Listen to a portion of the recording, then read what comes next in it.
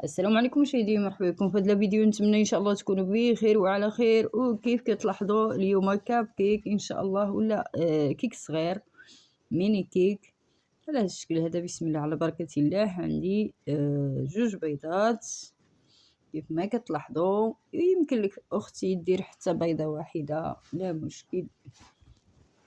كأس سكر حبيبات، وهكا كنديرو قبصة ملح او قليل من الملح حسب الذوق باش كيساعد الذوق ديال الكيك ديالنا.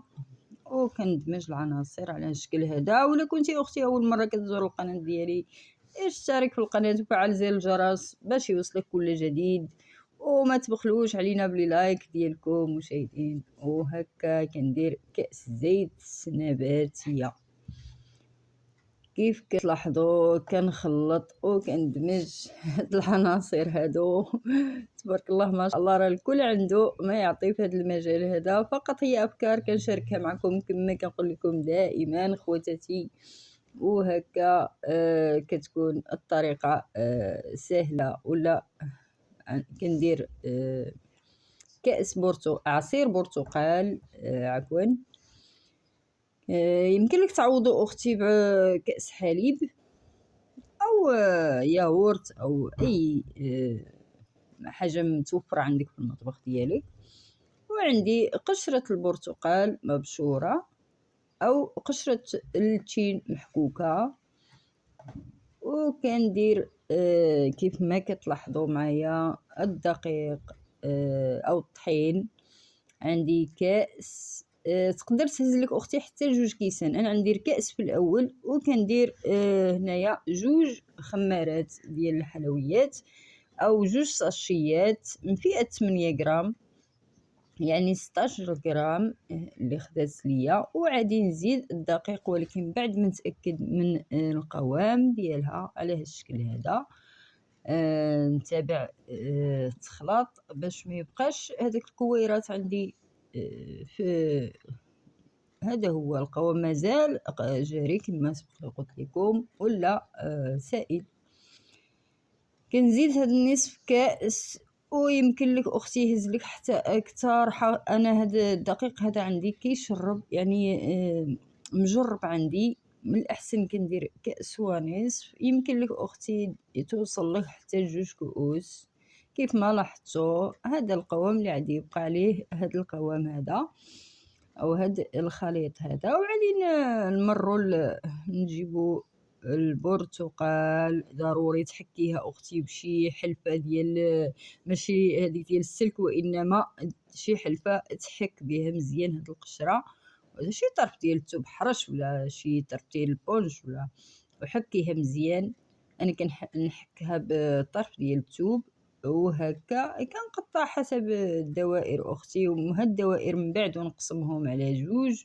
وكاين اللي غادي نحيد له غير اللوب ديالو كيف ما غادي تشوفوا معايا في الصوره. تابعوا معايا لاخر الفيديو. نتمنى لا فيديو ينال الاعجاب ديالكم خواتاتي. وهكا كيف ما كتلاحظوا غادي ندوزو للمرحله المواليه اللي غادي نجيب المول ديالي على هذا الشكل هذا اختي. ويمكن لك ديرها حتى في المول كبير او طاسه ديال الكيكه، ويمكن لك اي او مقله الحرشه.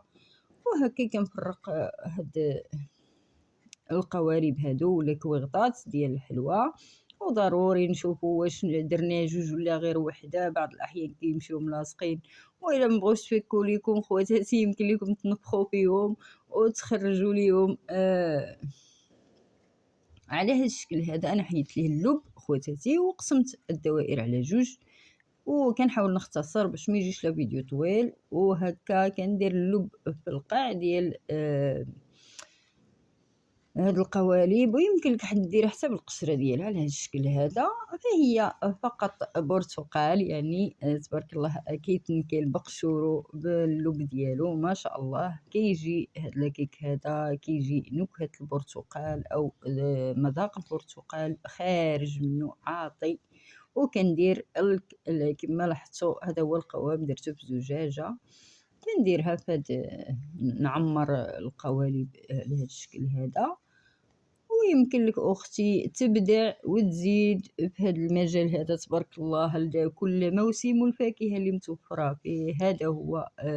أنا درت غير نص ديال القوام وكندير هاد الأطراف هادو من فوق فقط باش ناخد صورة. يمكن لكم أختي تعمروا كاع المول ديالكم أو القوالب ديالكم كاملين وعاد تبداو تضيفوا ليه هاد الأطراف ديال البرتقال من الفوق.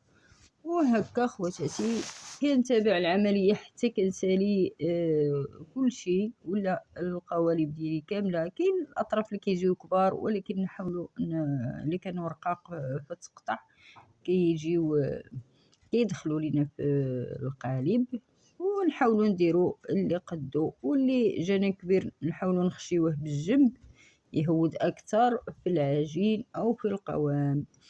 ونتمنى لا فيديو ينال الاعجاب ديالكم. كنشكركم بزاف خواتاتي المشاهدات خوتي المشاهدين على تعليقاتكم.